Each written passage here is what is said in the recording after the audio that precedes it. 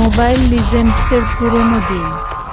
প্রথমবার mobile legends install করার সময় লায়লা আমাদের প্রথম শিক্ষক ছিল। জিলং এবং লায়লা তখন আমাদের কাছে সবচেয়ে শক্তিশালী হিরো ছিল।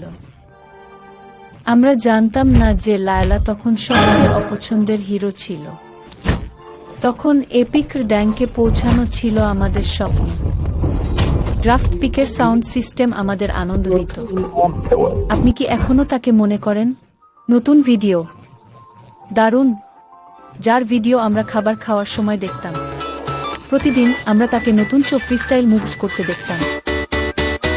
সেই সময় আমাদের গেমে একটি ঘনিষ্ঠ বন্ধু ছিল, কিন্তু এখন আমরা পেশাদার, আমরা আর তাকে অনুসরণ করি না।